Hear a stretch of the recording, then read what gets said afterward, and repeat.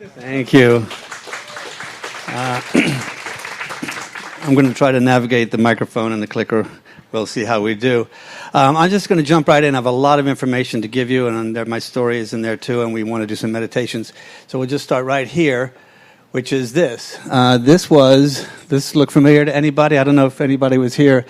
That was back in 2017, and that was my first time, and it was a wonderful thing. I love this meetup. It's always so supportive and so intelligent.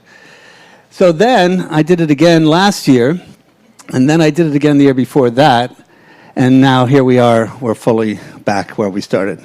So it is an honor to do it here and to do it for the fourth time. There is a sense of why kick off the year with a mindfulness talk. I think it's obvious that a lot of people really have been thinking about doing it.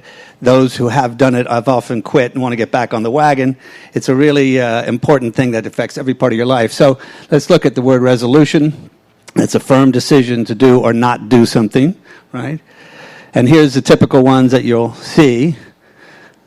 And here are actual Twitter resolutions in 2020 that I found online.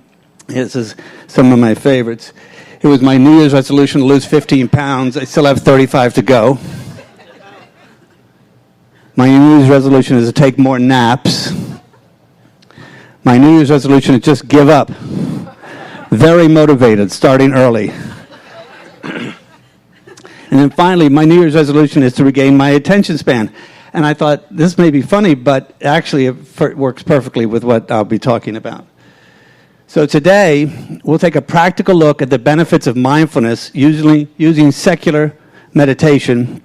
And I'm going to tell you, that's what we're going to do. Here's what we're not going to do. We're not going to talk about crystals. We're not going to learn mantras. And we're not going to learn about chakras. All of which are fine. I just don't know anything about them. But and if you all, whatever your practice you have or anything else, I don't mean no disrespect. It's just my expertise doesn't lie there. We are going to use my dog.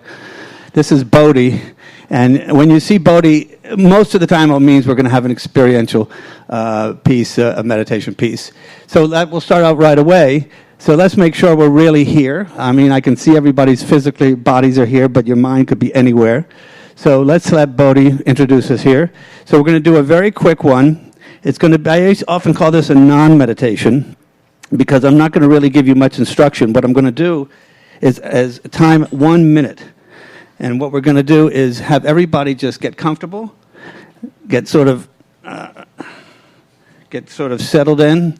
And what I want you to do is simply observe. You have a million thoughts going on anyway, and mostly you're just swimming in them and you don't even know you're having them. And now what I want you to do is stop and just for 1 minute sit and listen and observe and watch and see where these thoughts are, where you're at this morning. And this is the beginning of our practices, just to observe and to bring our attention to it. So 1 minute, here we go.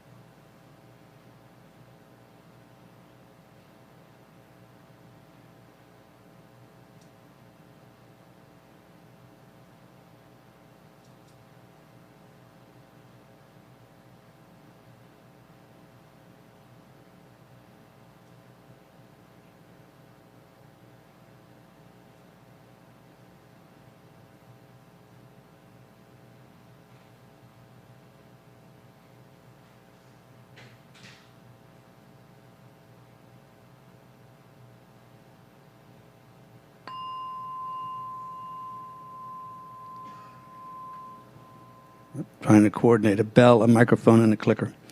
All right, so let me just ask Amy, what was going through your mind? A lot of nothing? Yeah. I had a few things about what I had to do today. All right. So you dropped in pretty good. Yeah, I mean, I'm sure a lot of you had to-do lists that you were working on. And, the thing is, again, the difference between thinking and knowing that you're thinking is a vast difference. And this is what we really want to talk about. We don't want to get out of automatic pilot. We want to really begin to understand what's happening in us, what's happening around us, and we'll get more into that. So that was first. Thank you for that. So this is what I mean. Observation and attention really equals awareness. And that's a key word. All three of these are key words to mindfulness.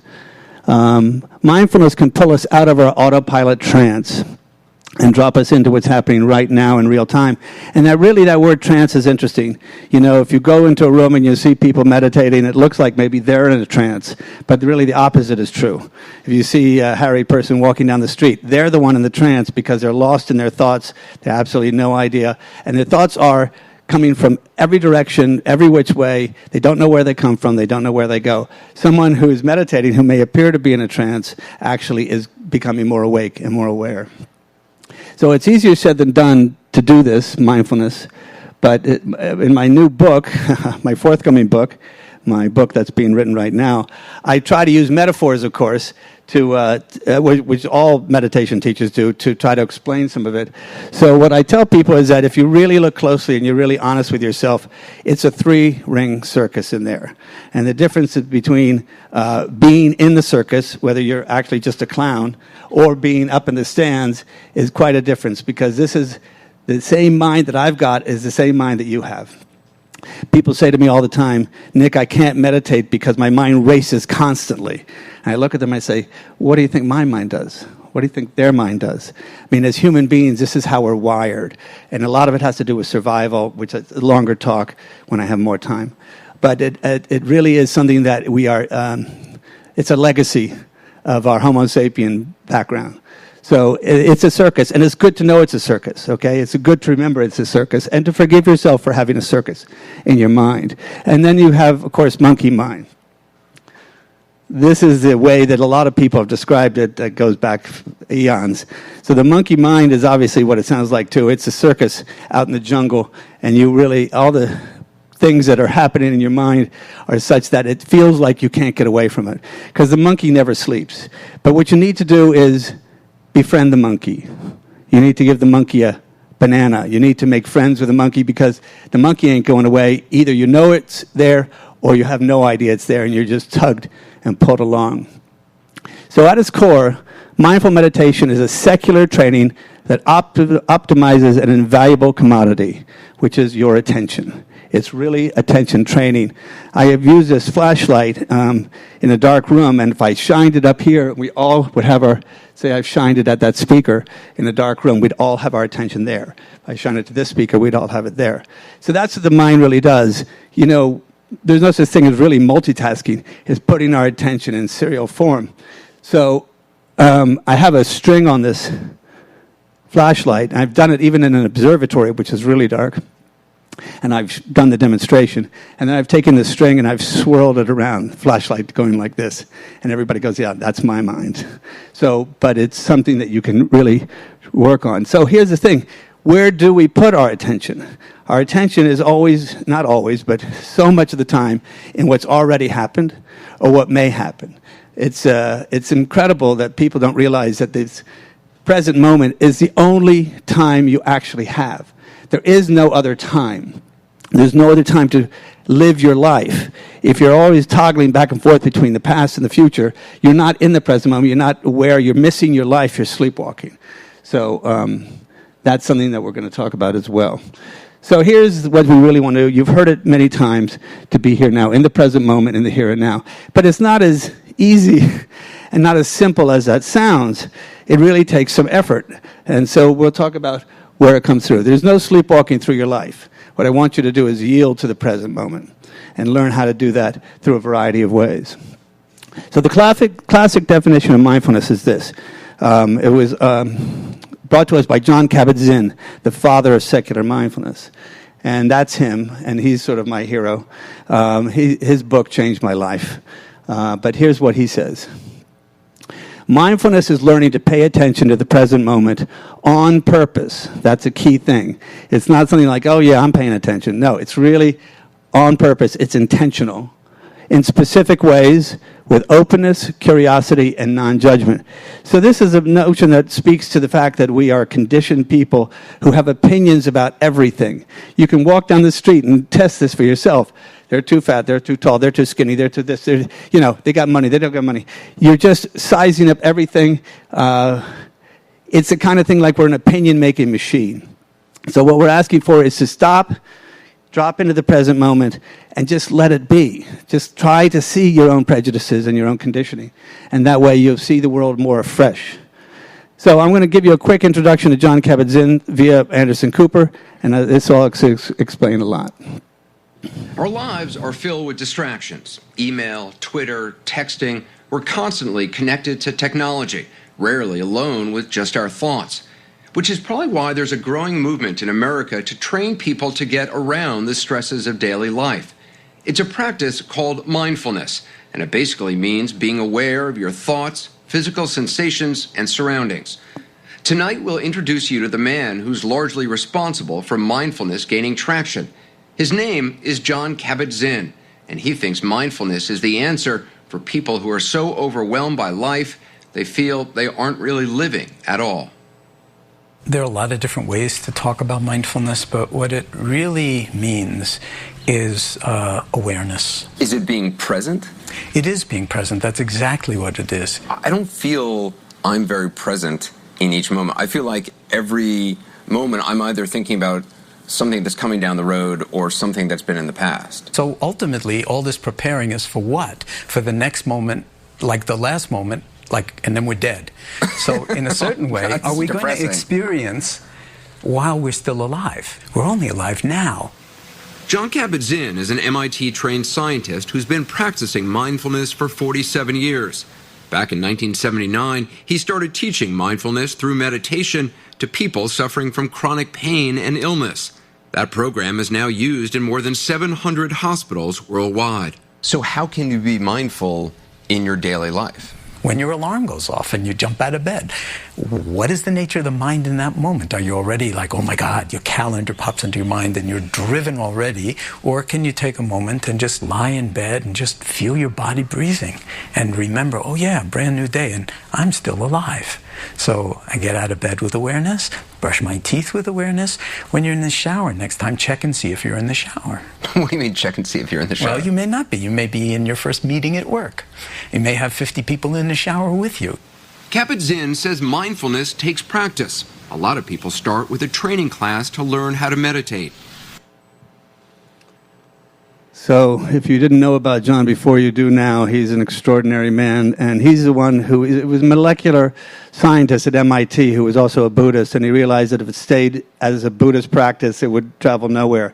And today it travels to places like this, the Seattle Seahawks, cops who I teach a lot of law enforcement, CEOs. He sort of freed it to the larger thing. So obviously what he said was meditation is a way to get to mindfulness. So what we're doing is we're practicing mindfulness on the couch. This is the way I like to describe it. Meditation is like concentrated mindfulness, and we're going to do some right after this. And what I mean by that is we're going to make a real purposeful situation where we sit in the chair, we drop into our bodies, and we start to find a point of focus. And many people will think a point of focus is always the breath, but it's not. There are many points of focus. We may use the breath as a classic one. And what happens is there's nothing special about the breath per se. It's just a standard. And so you can then focus on your breath. That's where you're telling yourself you're going to put your attention. That's when you're in charge. And you'll see what happens to your mind. It wants to pull away. It wants to tell stories. It wants to go all over the place. It wants to go in the future, in the past. But you wake up to that, and you come back to the breath. And what that does, it builds the muscle of mindfulness. It's attention training. You're actually willing yourself to come back to the thing you've decided to work on. So we'll try that very soon. Mindfulness is like expanded meditation. This is like when I have a cup of coffee in the morning, I'm really having the cup of coffee. This is when I'm having lunch with my friend, I'm really focused on my friend. Or sometimes I'm driving in my car, and I'll suddenly feel my hands on the wheel, and I'll look around, and I'll take a real moment to be in the present. So the biggest misconception about meditation, I would normally ask you, but I'll tell you the answer because we're running out of time, is this. Somehow that you must clear your mind and empty it of all thoughts. If there's one thing you take away from today, know that this is wrong. And anyone who teaches this is not doing you any favors. You cannot get rid of your thoughts. And if you try, you're just going to have more thoughts. It absolutely is nothing that we do. As a matter of fact, what we do is this. It's about changing your relationship to your thoughts, seeing them for what they really are, which is like 70,000 a day. So the next thought is just like the last thought. It really doesn't have to be held too tightly or given too much import until you're really on task, until you really need to do something specific. And this is John again. You can't stop the waves, but you can learn how to surf. So, you can't go down to the beach and stop the waves. It really is a changing, a fundamental changing of your relationship to your thoughts, which I don't know if anything could be more primary and foundational than that. So let's do our meditation here. We'll see how far we get. This is a classic concentration meditation with an anchor. So get yourself situated again. I wonder, if I talk like this, can everyone hear me? Yeah. All right, I'm going to try that. Just for this meditation. All right. So get yourself symmetrical, get yourself comfortable. You can close your eyes or keep them open at a soft downward stare. We're going to do this just for about 4 minutes. It's just a taste.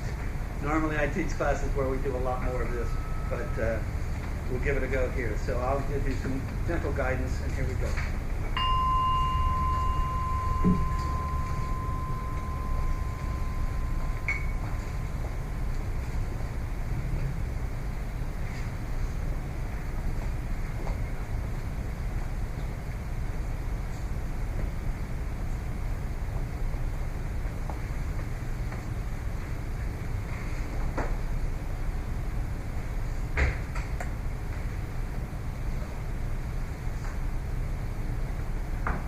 Whenever we come to the cushion, to the chair, to the couch to meditate, we're always coming from somewhere, dragging our baggage with us.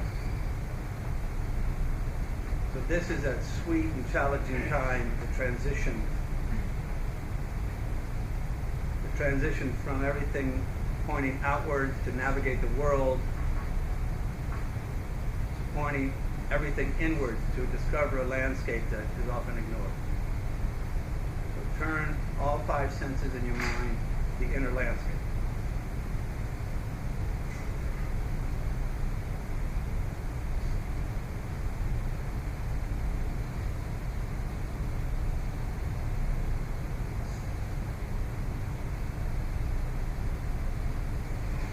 And to aid us in this is our bodies. Our bodies are always present.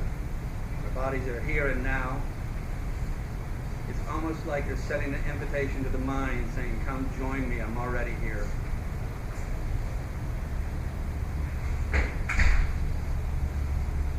So a quick body scan is something I often do when I meditate.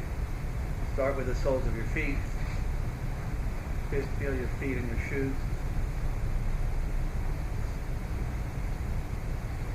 Feel your shins and your calves. Knees and your thighs, like shining that flashlight of attention.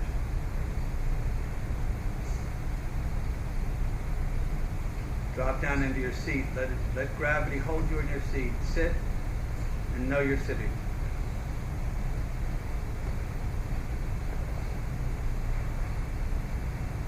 Up into the torso with a strong back.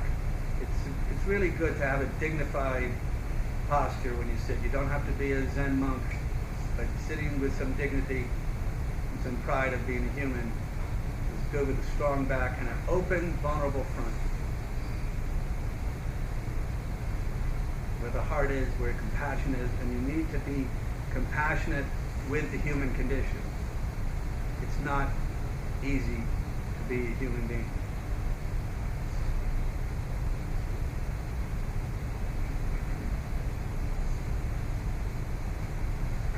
Drop your shoulders a few inches.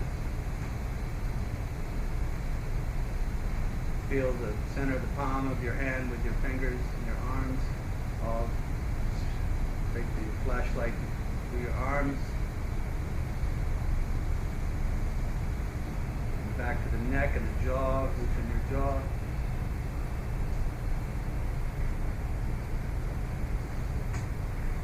Come behind your face. And at the top of the head.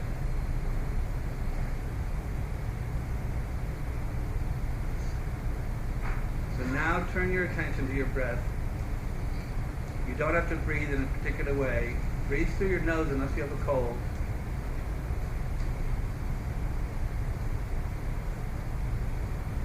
And we'll start by a simple concentration technique where you're counting your breaths. So inhale, exhale 1. Inhale, exhale 2. See if you can get up to 5. And then 4, 3, 2, 1, back again. And just watch the mind as you try to do this exercise. See if it's easy or hard for you.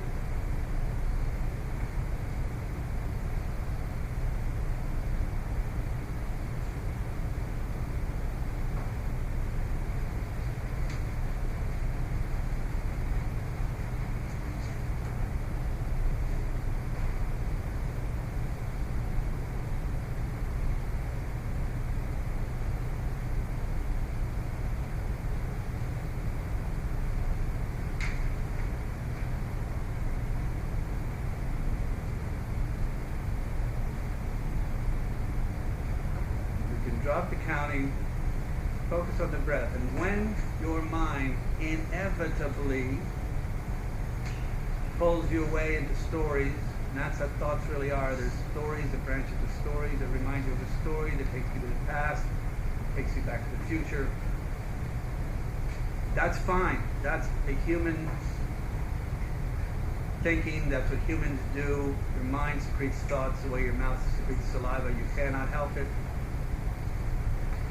Don't suppress it, don't make it a pejorative.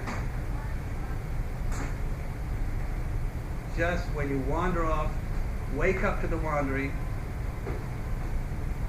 come back to the breath. Try that for a bit.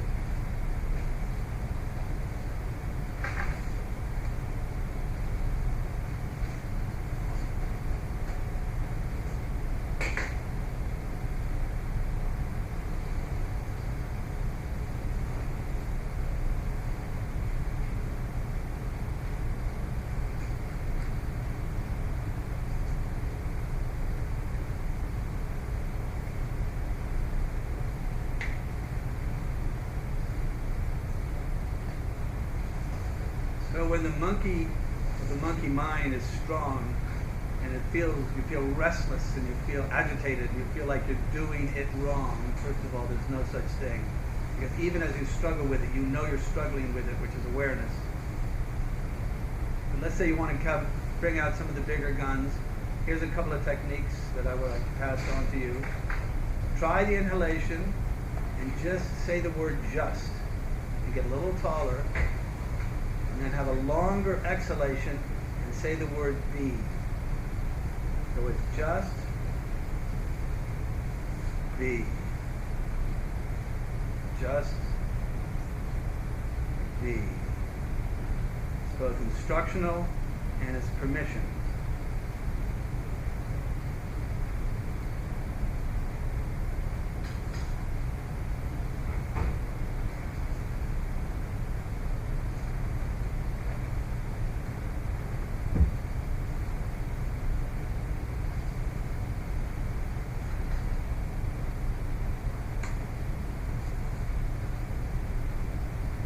This is classic concentration technique. Let's try something else.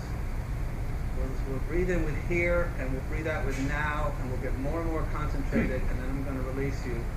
So you'll see what that feels like to do a different form, the flip side of concentration. So let's say, breathe in and say here. Breathe out and say now. Here. Now, here, now, and now,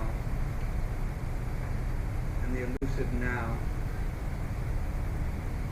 reaching for now, and now, Release all concentration. Allow your mind to defocus, blue sky. Rest in awareness. Rest in your awareness of your awareness. This is called choiceless awareness. Just relax and fall back into consciousness.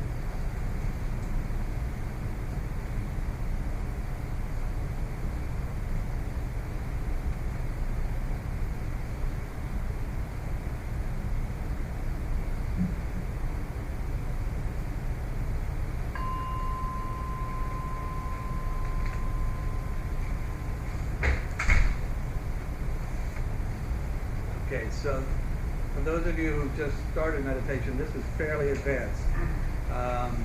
In the sense that what we did was we really got you concentrated and then we let you go. And that really is the two sides of this thing. A lot of people don't teach that second part for quite a while. Concentration is really the classic way to go. But the bottom line is that you sit and know you're sitting, you breathe and know you're breathing, you think and know you're thinking. This is awareness. And I'm going to give you one quick way to get to this quicker. Let's see, dealing with your thoughts. So I'm going to get through this real fast. As a matter of fact, I'm going to really just watch the slides, and I'll talk to you later about what happened. I teach cops. It's because of border wars, and it's a long story. I'm going to get right through it. This gives you a video that you won't see.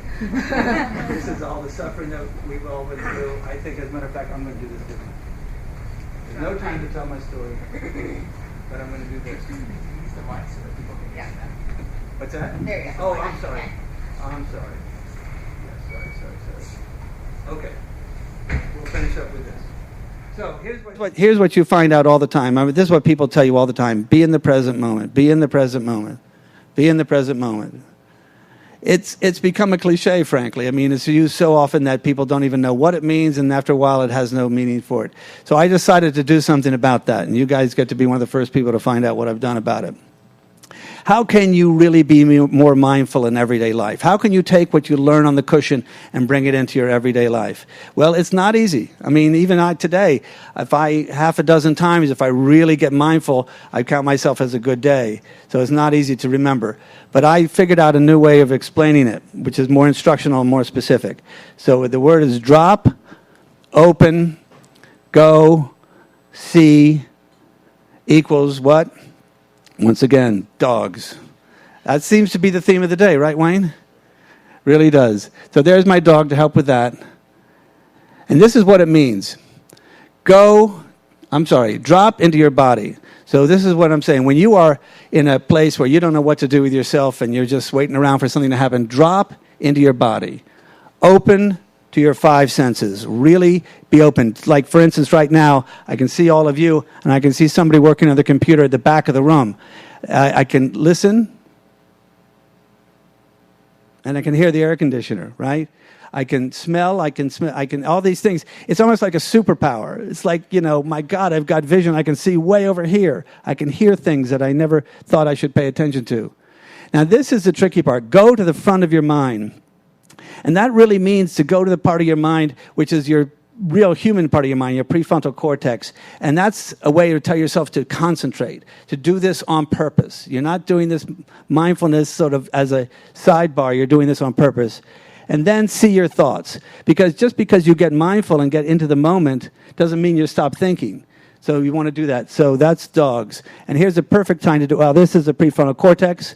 This is really where all of our serial thinking is, our executive function. This is the front of your mind, is where it is the last part that evolved in human beings. This is where we are human. So here's the perfect chance. This will be your assignment. The next time you're at the grocery store, which is probably going to be later today or tomorrow, when we all go to the grocery store, we start shopping and getting all the stuff we want, and then we come down to the checkout lines and we survey the entire battlefield. And we immediately try to figure out what is the fastest line, and we really go through a lot of mental calculations because we know we're going to be miserable if we don't.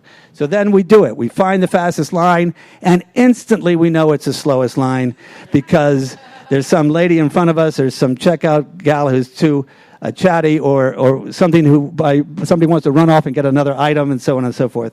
And at that moment, the watching the mind is really funny, because what could be more inconsequential than freaking yourself out and beating yourself up? Oh, I'm such an idiot. I got in the wrong line. Than this, a few more minutes of your life. So this is what I want you to do, dogs. I want you to drop into your body, open to your senses, D-O-G, go to the front of your mind, and survey your thoughts.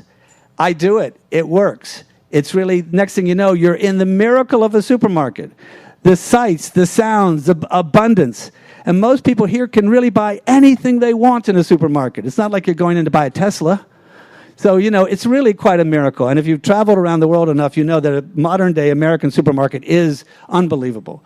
So I'll stop here. I have plenty more to tell you, but this is always such a tight schedule. But I'll answer any questions you have. But don't forget dogs. Yay, dogs. Thank you, Nick. We're going to take some Q&A now. John is going to go around with the mic. So I think everybody knows the rules here. We want a question, right? A short sentence with a question mark at the end. Now's not the time to tell your stories about dogs or your lack of meditation. So with that, John, go ahead and answer some questions, Nick.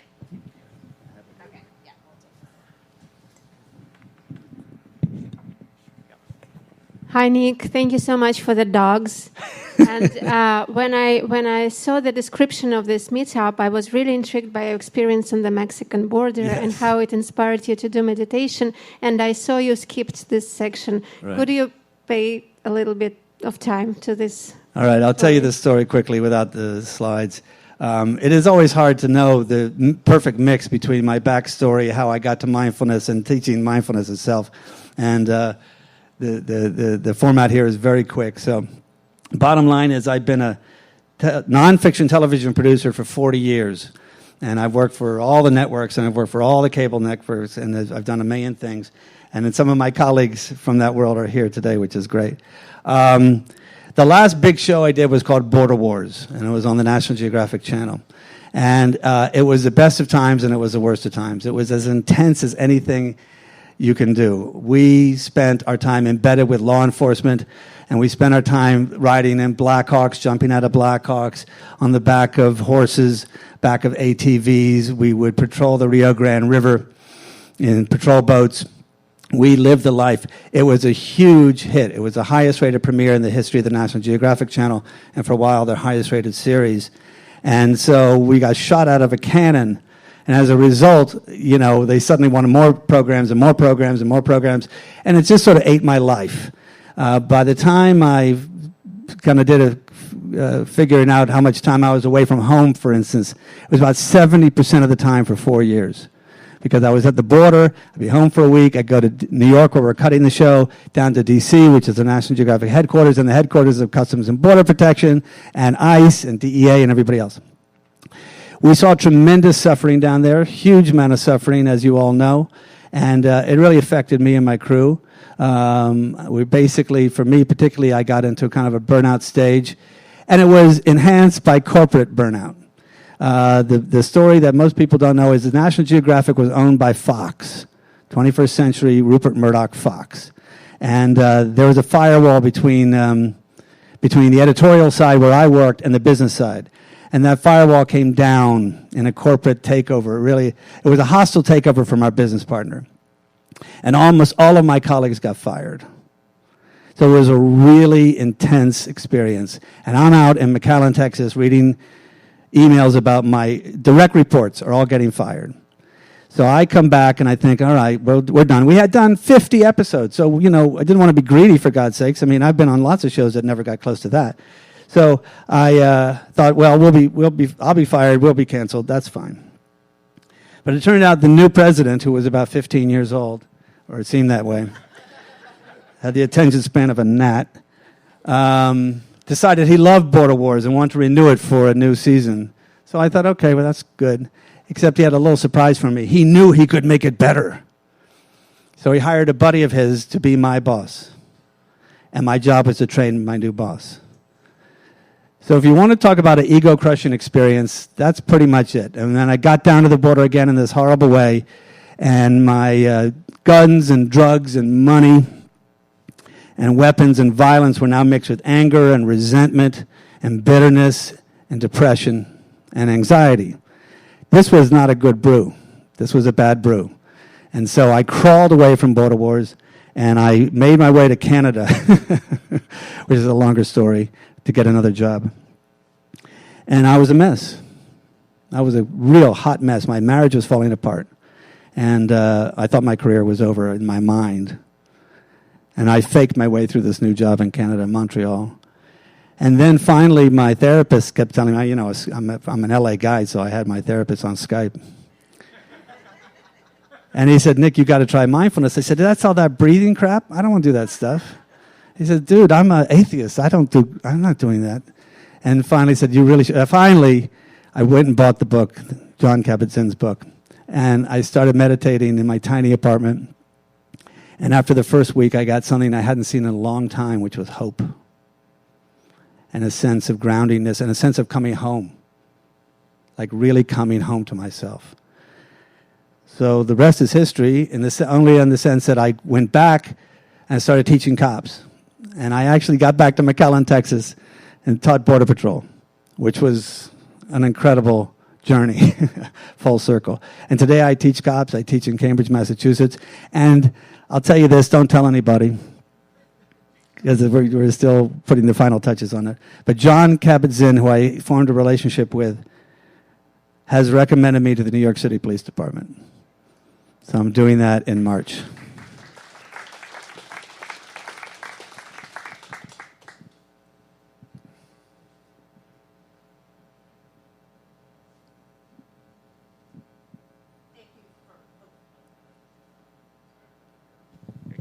Thank you for sharing your story. I started learning about meditation about 2 years ago, and I'm absolutely sold on the benefits of mindfulness meditation, everything you just said. But the thing I struggle with is routine. I kind of keep setting these resolutions like 5 days this week or 10 days in a row, and I consistently find myself not being able to do it. Right. What are your thoughts about really getting into the routine or some techniques to do that? Right. And not keep failing at it? No, that's a great question. And actually, the very end of my slideshow talks about all that, so I'll tell you verbally about it. The easiest thing in the world to quit is your meditation practice. It can be prioritized very low on the totem pole.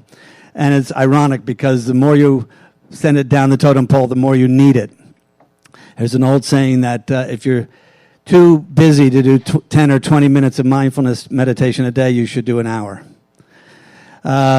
But I don't want to scare anybody off with thinking you got to do 10 or 20 minutes. As a matter of fact, we all believe that frequency trumps duration every time. So even if you do 5 minutes a day, really, honest to God, and you do it every day, or you try to do it every day, that's going to make a benefit, and you're going to see it over time. What I say is try to do it every day, because that way you'll get it in 3 or 4 a week, right?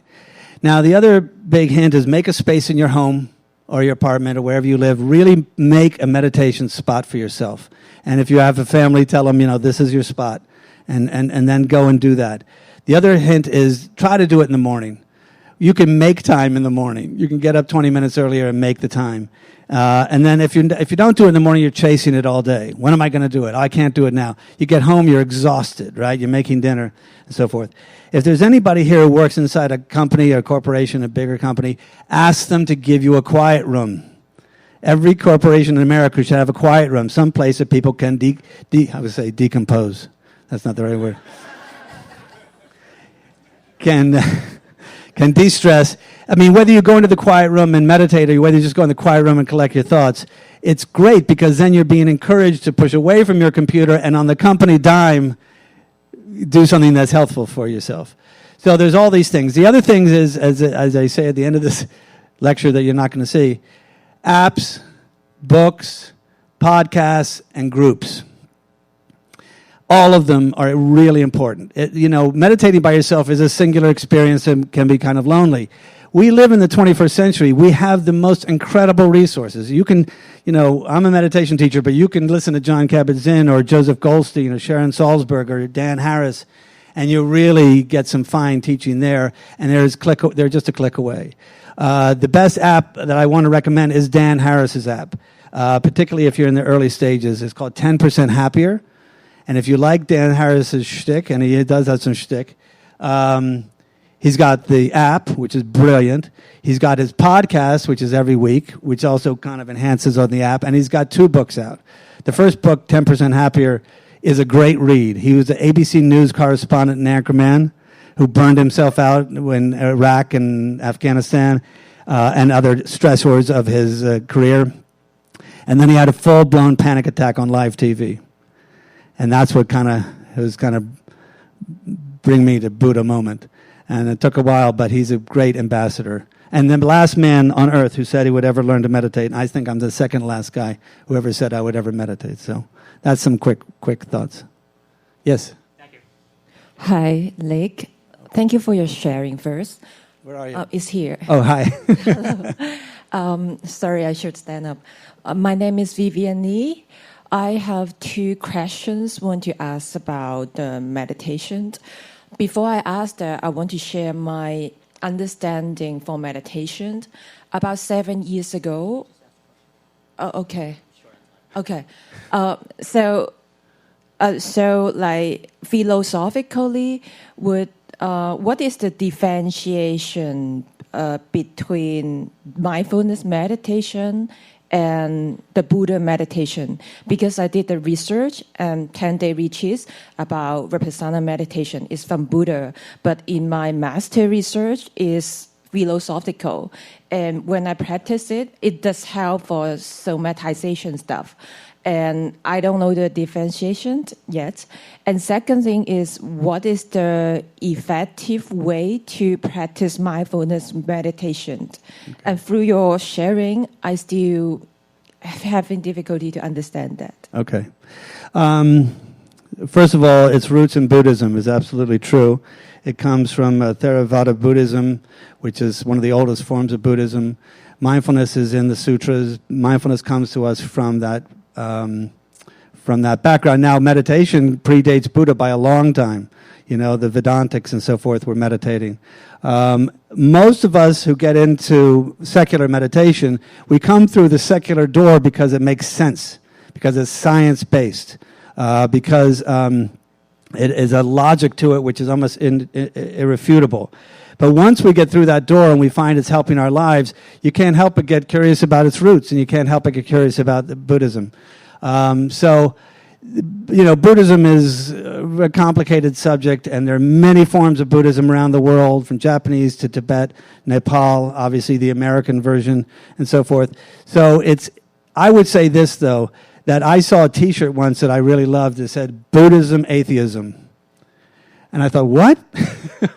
Sure enough, the more I looked into it, it's not a religion. It can be practiced in a religious sort of way, but the Buddha, I think, more is like a doctor. He diagnosed the problem, and then he gave his prescription for it.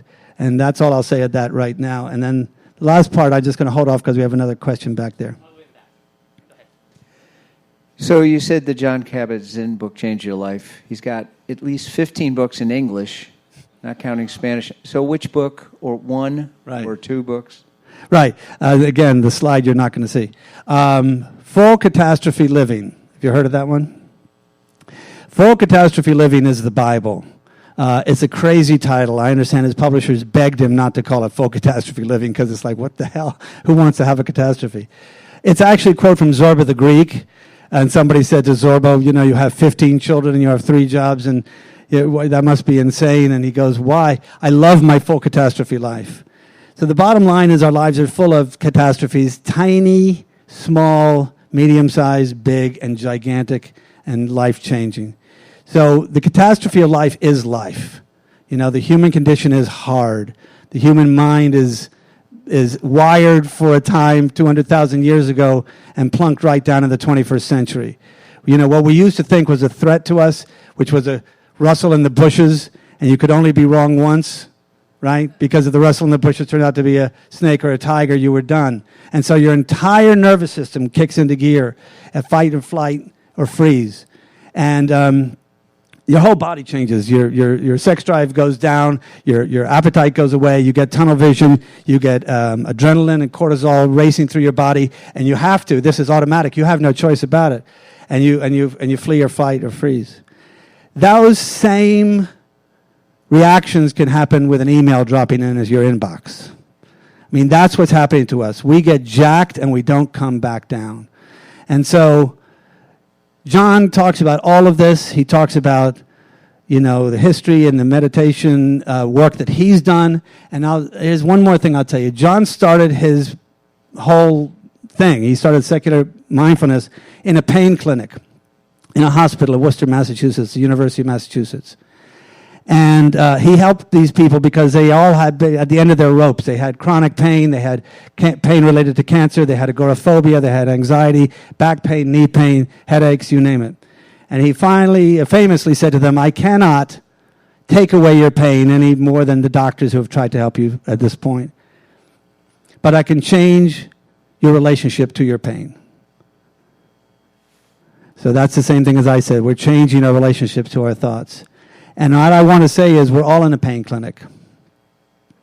Life is a pain clinic. And so we don't have many tools. We really have very few tools. I tried drinking. That didn't work out so well. There are a lot of ways we cope. We can watch TV all night long and think we're getting de-stressed. As a matter of fact, all you're getting is more jacked. So what would be the only true antidote to the insane digital life we have, to the tsunami of data that we never were supposed to take in this much information and this much complexity? The only rational counterweight is stillness, which is why I call my talk Strategic Stillness. Oh, so you may have answered this already, but because we're all hardwired, and you work with law enforcement and different people, what has been the most, in terms of the people you work with, impactful, or the change that you have seen? And it may have been the stillness you talked about. Right. Well, I was in nonfiction TV for all those years, and I used to think my contribution to the world was going to be a great television series, blue chip television series, and I was going to have millions of people who would watch it, and therefore I was really helping people. I don't hardly believe it now, If you took one of my best documentaries and you gave people a quiz right after you turned the TV off, they'd fail every time. There's something about television that just washes right over you, even the best shows. It's just this tsunami of information. So now the old cliche, if I could really just help one person, it'd be worth it. I thought that was such a hackneyed cliche until it started happening to me. Until I actually taught people who started a meditation practice whose lives were changed. And it happens all the time. I'll give you one small anecdote. I was talking to these detectives in Cambridge, Massachusetts. We're talking 60 detectives, all carrying heat, who see the worst part of humanity, stressed out of their minds, more cops commit suicide than die in the line of duty. So it's just an incredible thing they do. And this guy was an older guy. I think his name was Joe. And he came up to me on the second day and he goes, Nick, I got to tell you, man, I took this. He had a strong Boston accent. He says, I went home. I told my wife there was this guy talking about meditation. He says, I really want to try it. He says, I'm going to wake up in the morning and I'm going to do it. And then, but we have a kid on the spectrum and it's really crazy, but I'm really going to do it. So I woke up the next morning. I woke up this morning. I did 8 minutes and it was fantastic. And my wife comes to me and she says, well, how was it? And I said, it was good. We should do this together. So anyway, we went on and talked about that. But I mean, a moment like that for me is just a moment that makes me want to cry. This is a guy who would never have thought about it and immediately understood how he needed it and how it could help him. Nick, over here. Thank you for being here for a fourth year in a row now. I think this has been very helpful for a lot of people that listen to your talk. My question is, you said that you've written 4 books, right? No. I'm writing one book. Oh, you're writing a book. Okay, can you tell us Chapter 10. I'm on chapter 10. Can you tell us a little bit about what this book is going to be about? Is it going to be about mindfulness or is it going to be about something else? Yes, I will. There's a woman named Valerie Alexander who happens to be seated right there. Right here. And Valerie heard me talk and came to my monthly meditation group. And I didn't even really understand that Valerie was in the publishing business. I thought she was in the tech business until she said to me, you and I have to talk. She has this amazing series called As a Second Language, which is copyrighted those 4 words, as a second language, 4 words. And she's had now 5 or 6 books. She wrote 2, and she's gotten people like me to write others. And it's as a second language. So it's parenting as a second language, grief as a second language, creativity, happiness as a second language. And it's a beautiful format. And it works particularly well with mindfulness as a second language because it really feels like a second language. You know, when you acquire a new language, it opens your whole world up to a whole other way of thinking, a whole way of observing the world. And it broadens your horizons, and it also makes you think a lot more about, you know, who you are and how you're going to communicate. So mindfulness as a second language is going to be my book, Emerging. And the great thing about the format is that Valerie encourages us to insert our own voice in such a way that we actually insert anecdotes. So I give anecdotes from border wars, from teaching cops, to teaching in the Los Angeles County men's jail, where I teach people how to meditate in their cells, you know, all the way to the corporate work I do. So it all is grist for the mill, which is great, because everybody told me I should write a memoir, and I said, well, what should we call it, From Border to Buddha? Or Immigration to Meditation? And I'm so glad. First, I said I wasn't going to write a memoir because who's going to read the thing? And secondly, this allows me to write a book about mindfulness, but also infuses it with my own take on the subject. Great. Thank you, Nick. Let's say thank you to Nick for an amazing morning between us.